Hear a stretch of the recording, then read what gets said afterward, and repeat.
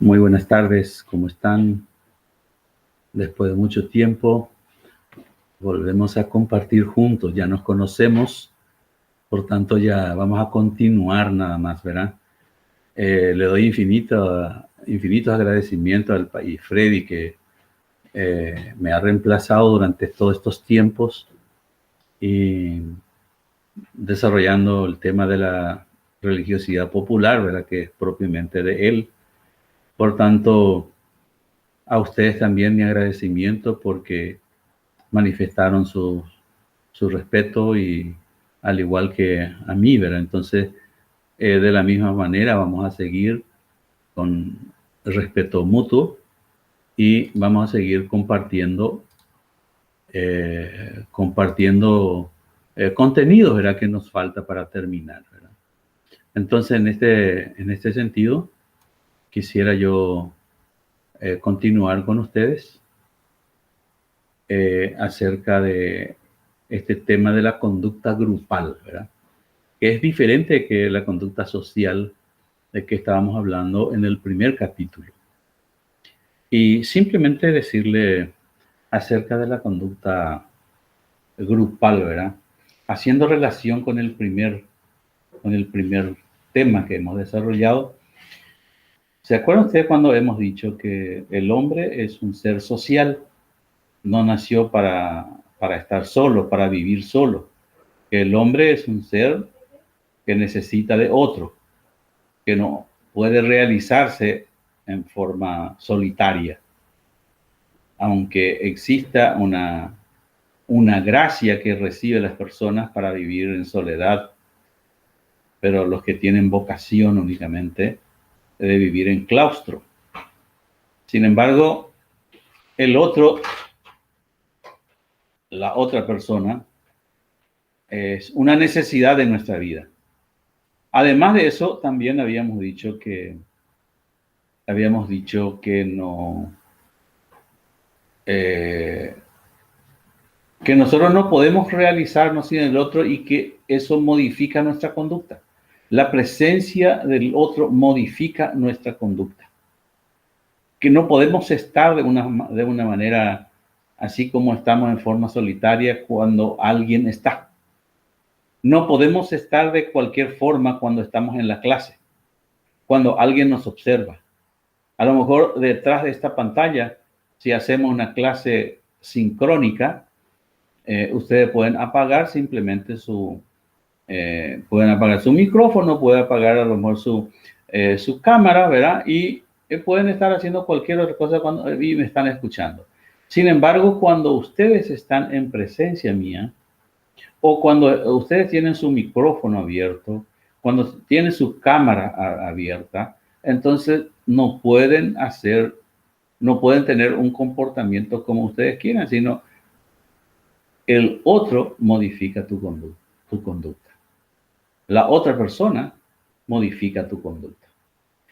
Todo esto estábamos diciendo, ¿verdad? No sé qué número de clase es, ¿verdad? Pero por lo menos mi clase yo creo que es 12 o 13, ¿verdad? Pues no importa eso, ¿verdad? Bueno, entonces vamos a continuar con esto. Y acá ustedes tienen, voy a alzar después en la plataforma algunos respaldos que ustedes van a tener sobre este tema. Y les voy poniendo direcciones de internet para que puedan reforzar un poco la clase que vamos a tener. El primero es conducta y condicionamiento del comportamiento grupal, que dura 20 minutos. El otro es sobre comportamiento grupal, que dura 7 minutos y 37 segundos. Otro también se llama comportamiento grupal, que dura 5 minutos 16 segundos. Estos serían como para reforzar lo que hoy vamos a estar diciendo, ¿verdad? Bueno, primero, si hablamos nosotros de un comportamiento grupal o de una conducta grupal, ya sabemos a qué nos referimos la conducta. Ya hemos hablado suficiente de eso. Sin embargo, la palabra grupo es una palabra común, una palabra gastada que hemos escuchado tantas veces, que hemos dicho tantas veces y que hemos realizado también actividades grupales cuando éramos estudiantes en los colegios. En las prácticas sabemos en qué consiste esto, ¿verdad? Pero si vamos a teorizar, yo creo que es importante encontrar palabras para poder explicar. Acá te pongo de dos autores. El primero que voy a compartir con ustedes es que el grupo es un conjunto de personas que tienen unos objetivos en común. Así que aquí está la primera característica, que tienen unos objetivos en común, pero conjunto de personas, ¿verdad? Con sentimiento de identidad, organizados y con valores compartidos, que tienen unas relaciones personales mínimas y de comunicación. Así que en un grupo tenemos objetivos comunes.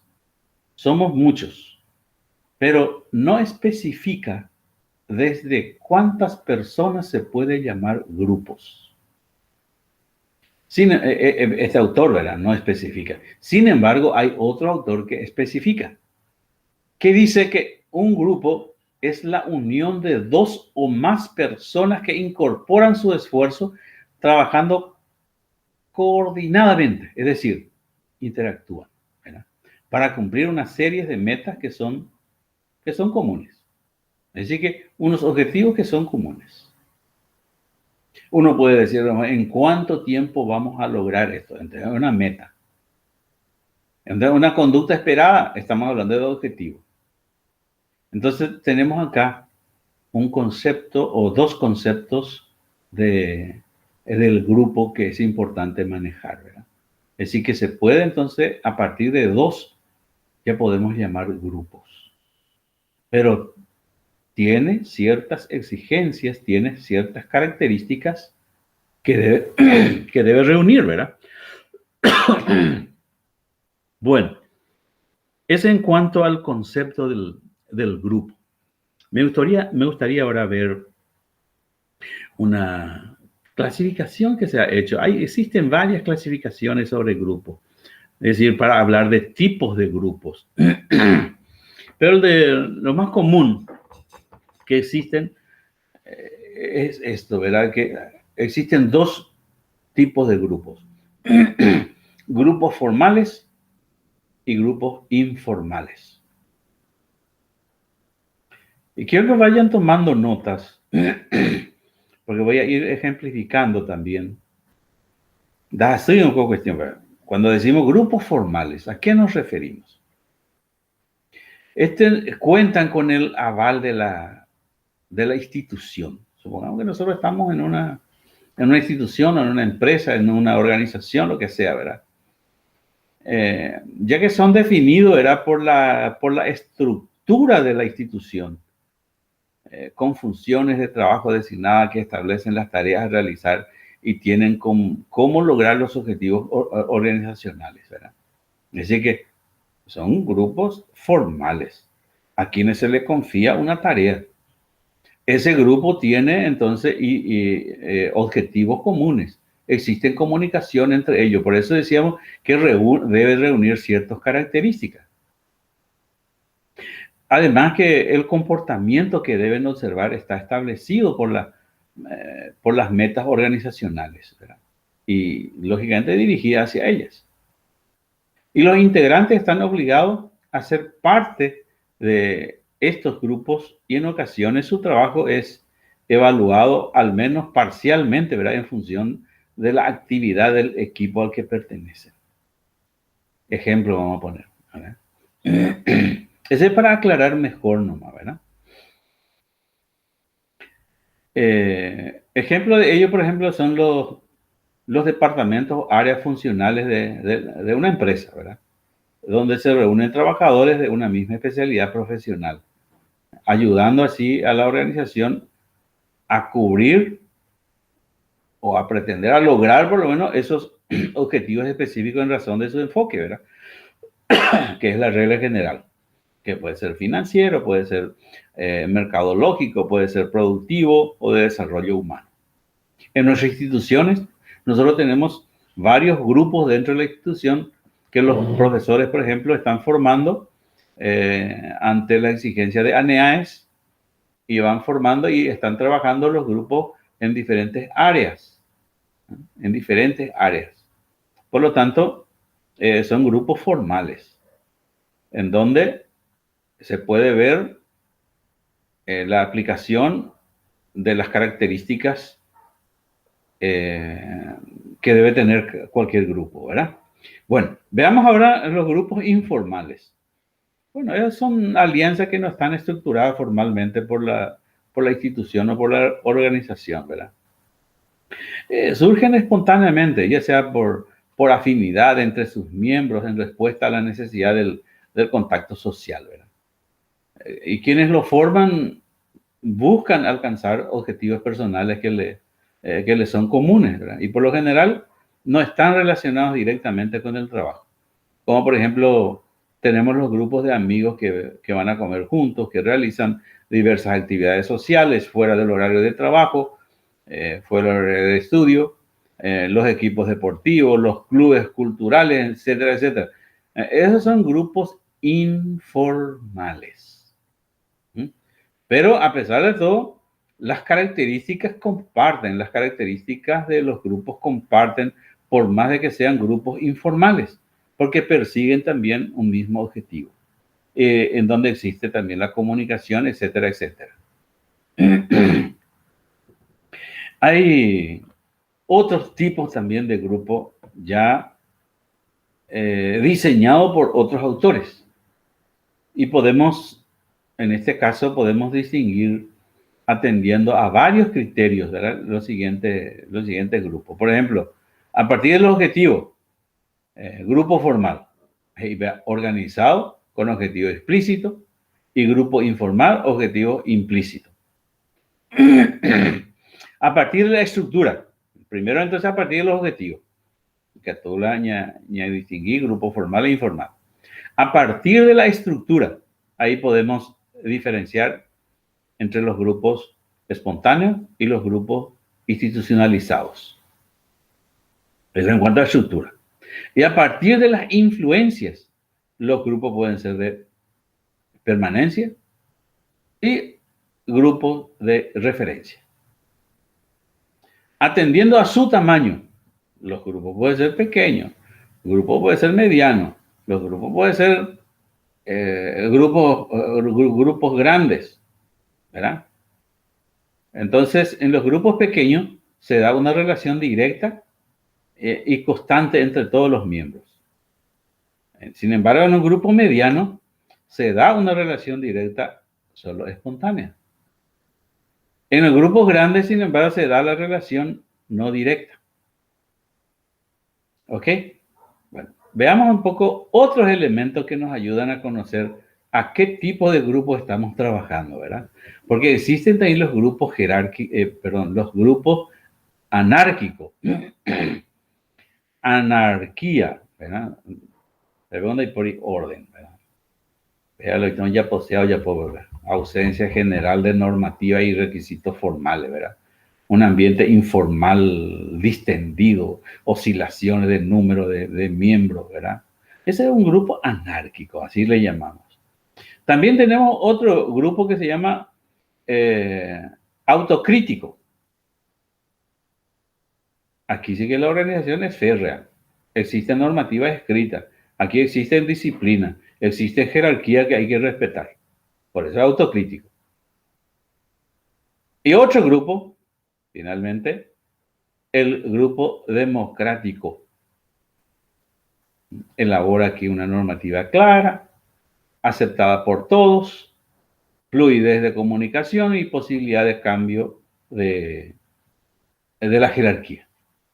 Entonces, Gatoño renovó autoridades. Este es un grupo democrático.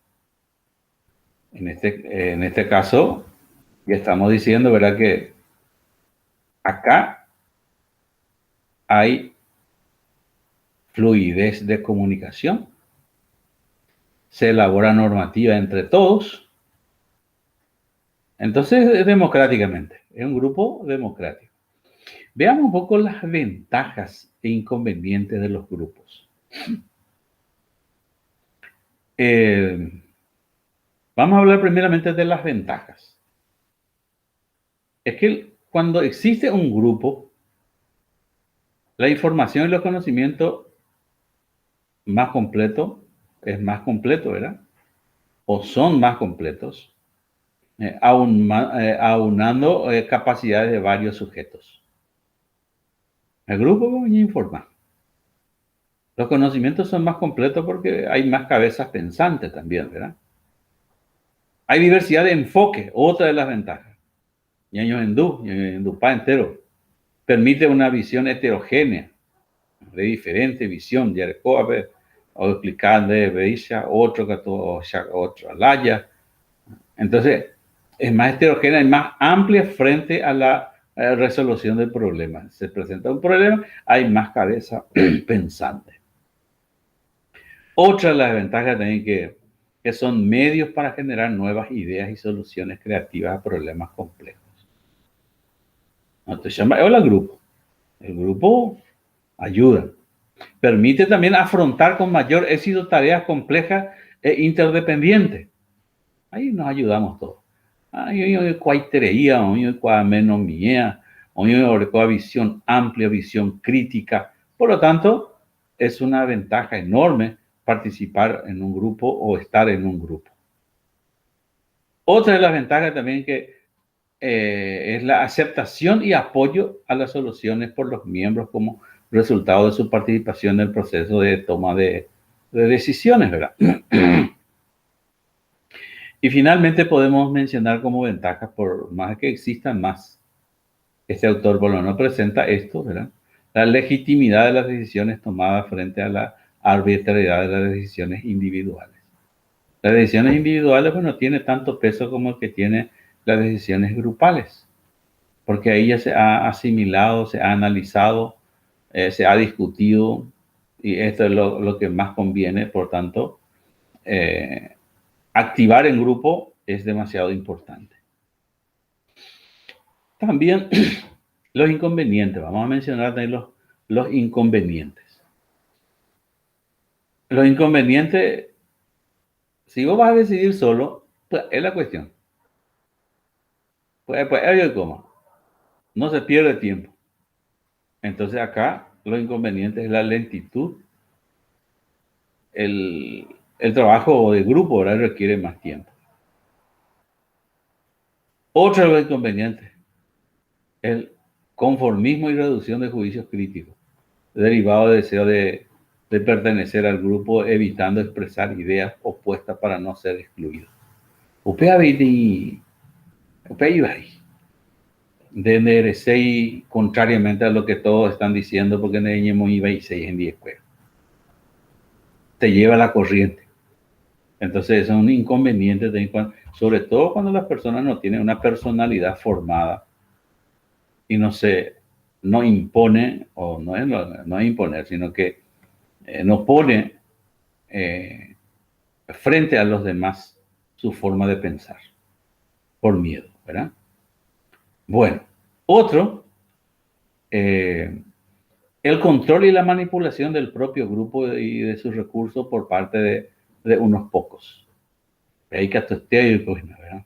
Pero oye, es atavean y ante lo para verlo y ya puedo, ¿verdad? El desarrollo de normas contrarias a los objetivos de la organización. La reducción del esfuerzo individual. Todos estos son inconvenientes que se presentan en el grupo, ¿verdad? Y finalmente, procesos que inciden negativamente en la toma de decisiones grupal. La inhibición, la difusión de responsabilidades, etcétera, etcétera, ¿verdad? Bueno, estos son los inconvenientes que podemos mencionar, aunque ya dijimos que puede existir más, ¿verdad? Ahora, existe otra clasificación muy interesante de Robbins. Voy a mencionar por lo menos algunos, ¿verdad? En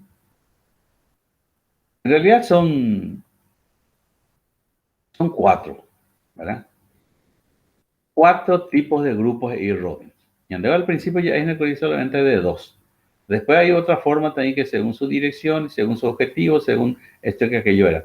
Existen, pero aquí Robbins presenta otra clasificación que no deja de tener importancia, ¿verdad?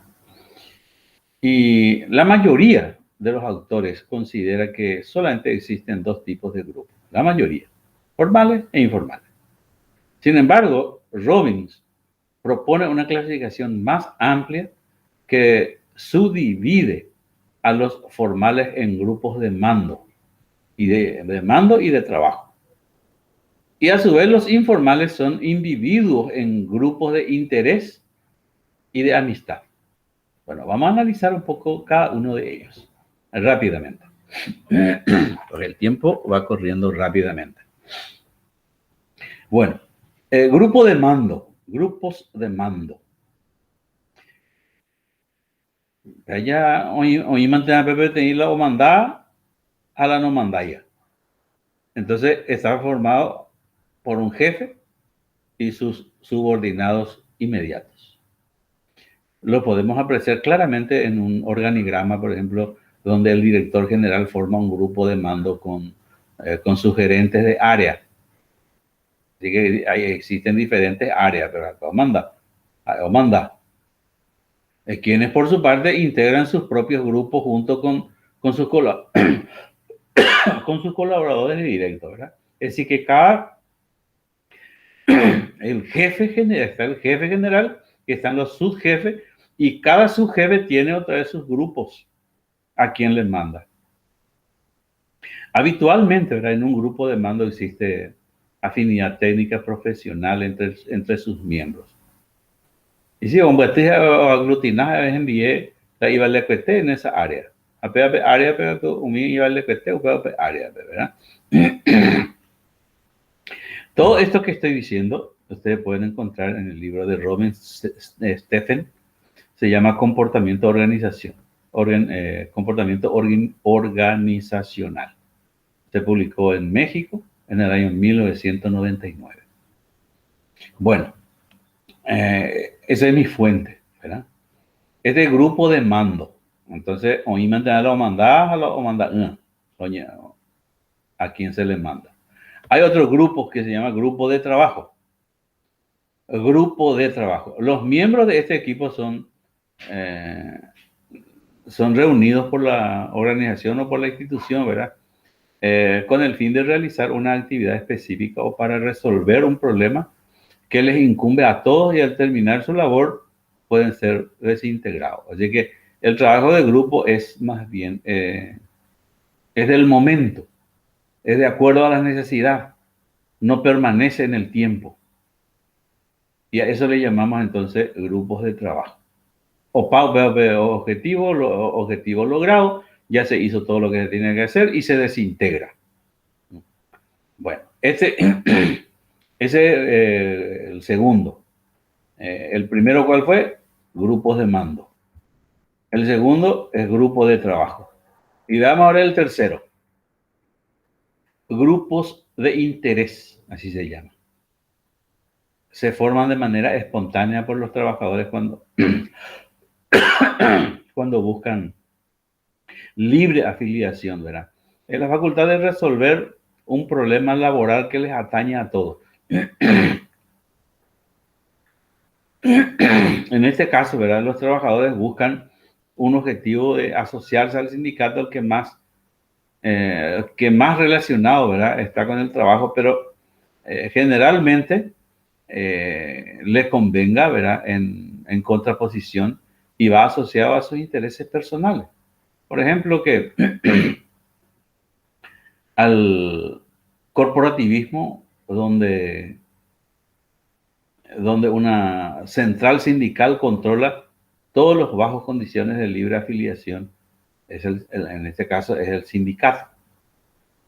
Entonces, son grupos de interés. Se forman grupos de sindicatos que puedan tener el control, la evaluación de la marcha propiamente de la institución, sobre todo del salario, porque lo que a ellos les conviene, nomás lo que ellos controlan y protestan. Entonces, eso se llaman grupo de interés. Generalmente está conformado entonces por los sindicatos. El cuarto grupo, finalmente, ¿verdad? Se llama grupo de amistad, que todos conocemos. Muy interesante todo el enfoque que le está dando a Robbins. En este caso, por ejemplo, la asociación se da en función de la afinidad en gustos e intereses personales entre sus miembros, ¿verdad? Por regla general desarrollan actividades no relacionadas con el trabajo y se reúnen fuera del horario laboral. A lo mejor trabajan ellos, y a lo mejor ellos tienen su grupo y pertenecen a diferentes grupos. Sin embargo, son amigos también. Pero fuera del trabajo, ellos también se reúnen. Fuera del trabajo, ellos comparten. Comparten vóley, comparten asado, comparten cerveza, comparten cualquier otra toma de bebida, comparten cumpleaños. Son grupos de amistad, pero entre amigos que se reúnen. Se va a la pesca, se va a la caza. Forman un equipo deportivo, etcétera, etcétera. Entonces, en este caso, ya tenemos los 4 grupos que nos presentan Robbins. Quiero finalizar con esto, con las características del grupo. Y decirle nada más que sus miembros tienen objetivos comunes. Es la primera característica. La segunda característica es que cada integrante del grupo asume funciones específicas. Es decir, no podemos llamarle grupos a un conglomerado de personas. A lo mejor gente que están ahí, un grupo de gente que están en la terminal está esperando colectivo, pero ellos no tienen objetivos comunes, no tienen metas comunes, no tienen funciones específicas, ahí están. Es decir que un conglomerado no es un grupo. La tercera, tenemos 5 características, ¿no? Primero, ya dijimos, que tienen objetivos comunes. Segundo, que tienen funciones específicas. Y tercero, se comunican e intercambian constantemente. Diferente de los conglomerados. Aquí hay comunicación y hay constante comunicación. Hay fluida comunicación. Por eso es importante tener en cuenta las características que debe tener para llamarle grupo. Si no reúne estas características, no constituye un grupo. La cuarta característica, los grupos son sistemas. Era sistema. Elementos que interactúan entre sí con el mismo objetivo. Entonces, es todo un sistema. Cada grupo es un sistema integrado por los elementos que se interrelacionan y a su vez forma parte de un grupo más grande del que es un subsistema. Cada empresa, cada institución es un gran grupo y se subdivide en grupos más pequeños con actividades especializadas e interrelacionadas. Esa viene a ser entonces la cuarta característica. Es que son sistemas y actúan como tal. Quinto, finalmente, que tienen reglas y políticas que norman sus actos. Así que debe haber unas normas, unas pautas de comportamiento que rigen sus actos. Así que cómo debe comportarse. Ahí finalizamos entonces las características que debe tener un grupo. La presentación de hoy es hasta aquí y vamos a seguir compartiendo más en la clase próxima, que por hoy yo me despido de ustedes y escuchen bien, entresaquen las ideas principales para que puedan estudiar de esto. De mi parte, muchas gracias por su atención.